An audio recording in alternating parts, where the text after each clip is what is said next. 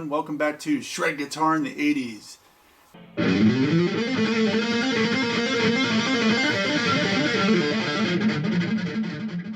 So today I thought it would be fun to talk a little bit about Eddie's playing, and I'd like to show some different licks and maybe talk about how Eddie approached things and his phrasing. The thing I think I loved most about Eddie's playing was his feel, that rhythmic sense. That ability to play in the cracks of the beat, that really influenced me. Eddie had a way of playing like...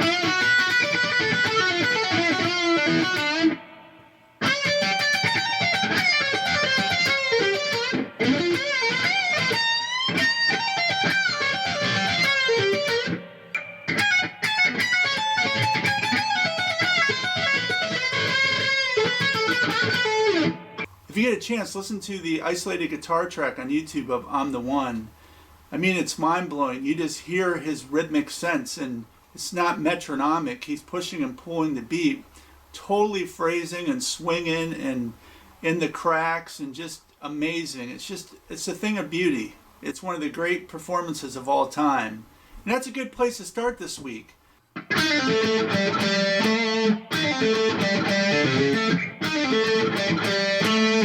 He almost is like a jazz player with this feel on this song. It's just that amazing, just symmetrical pattern right up the strings. And if you look at that, he just takes his second finger and he slides up to 12. Just killer, and it's just 11, 12 right up the strings. Here it is really slow. And then he ends with 11, 14, 12. But it's the feel of it.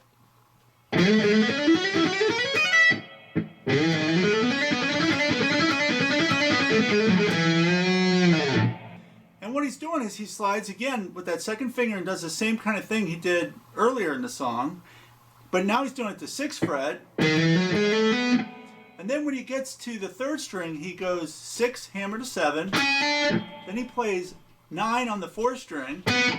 Then he goes 6, 7, 9 on the 3rd string. Up, down, up. So it's down, hammer, down, up, down, up. With a triplet feel.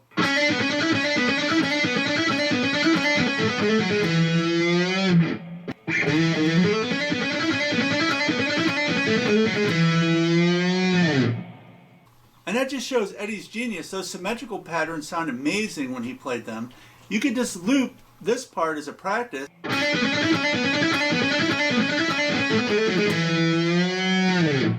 So I'm the One, just a killer example of that feel Eddie had, his ability to swing. Another great thing that Eddie did was just take the regular like pentatonic scale but phrase it in a way that sounded new and totally original. A great example of this would be like on the Atomic Punk solo.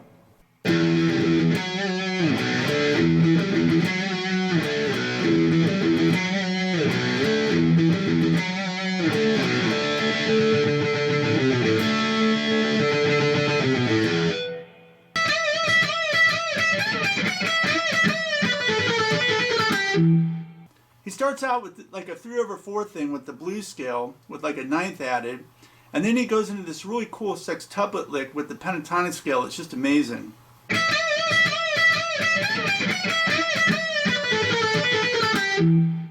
And that lick would be like this.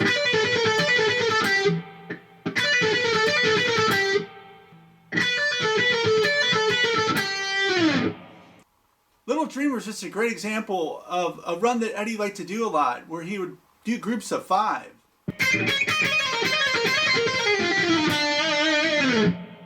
And that lick slow is this.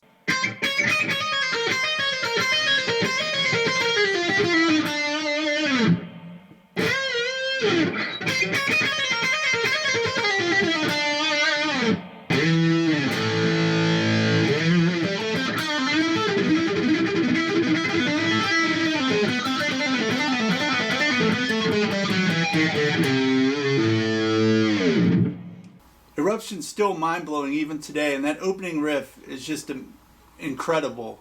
Even after all these years, when I hear it, I still get goosebumps.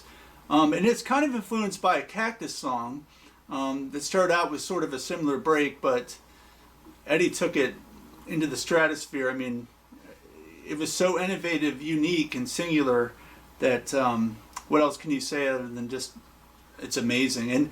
And here that is slow.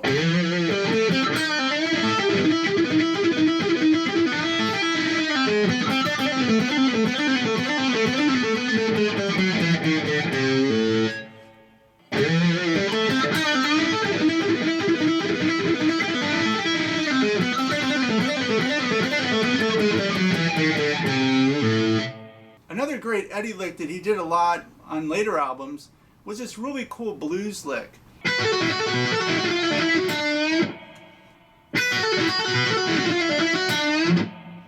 And slow, that's...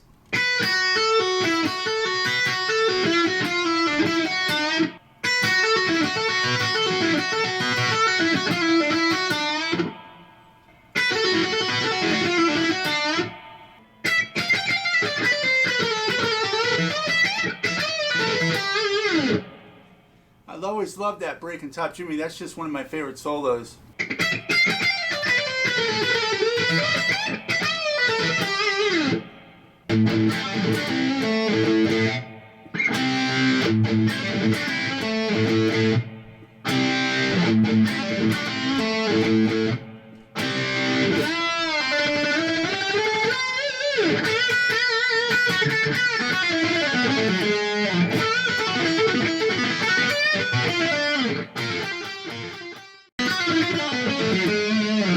And that descending scale run from Somebody Get Me a Doctor is just a great example of Eddie mixing the Dorian and blues scale together.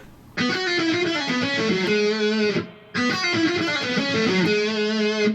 you can see we're right back to that kind of thing.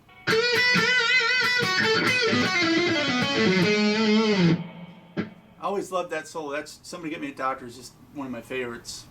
Those are just a few examples of Eddie's amazing playing, and I'm going to cover a lot more Eddie in the future. I did pick up this tribute issue of this magazine, Eddie Van Halen 1955 to 2020, and I have to say it is super well done and accurate, and it's just amazing. One thing that I did not know, I thought I knew everything about Van Halen, I've read so much about him, is that he borrowed Allan Holdsworth's amp to play the Beat It solo. I think it was a Hartley Thompson that he used during that period. And I loved Allan's tone during that period, and it was a solid state amp. And I never knew that. I thought I knew most things about Eddie's equipment. I've read so much over the years, so that was new. But this is just a really cool, I mean, it's got amazing photos in it. It lists his influence. It's really accurate. Whoever put this together is definitely a Van Halen fan and definitely needs to be commended. This is a great tribute to Eddie. Today's album pick is fitting for this episode, and it's Dokken's From Conception Live in 1981. This is just a really fun concert that surfaced, I think, in 2007. It has some great performances from the first album and also several unreleased songs. It has Paris is Burning. They just called it Paris back then before the American reissue of Breaking the Chains. Going Down, which is an unreleased song. In the Middle from the first album, Young Girls from the first album. Hit and Run, which is unreleased. And then you got Night Rider from the first album. A really cool George Lynch guitar solo. Live to Rock, which had a different title in the European pressing of Breaking the Chains. One of my favorite Dokken songs. And the title track, Breaking the Chains, from their debut album. And then it has an unreleased song called Liar. I really loved George's playing in this period. It was very pentatonic based with like extra notes thrown around it, with some 3-note per string ideas thrown in. But he had that just quintessential LA phrasing and vibe going. I'm going to cover a lot more of the 80s players because I just love that era. The early 80s players like DeMartini and Carlos Cavazo to Jakey Lee. This was in 1981, so we're talking very early on in the LA movement, right when Randy Rhoads was doing the Ozzy thing and Van Halen was probably doing Fair Warning right around that period. Just a great example of the early 80s LA guitar playing, and George was right there in the middle, definitely one of the best. I love George's playing, and the man's phrasing is just something to strive for always. Well, thanks a lot for joining me today. I sure did have fun talking about Eddie Van Halen, just pulling out some riffs. I've studied so much Eddie, read about him. I'm just a huge fan that I look forward to doing a lot more on Eddie.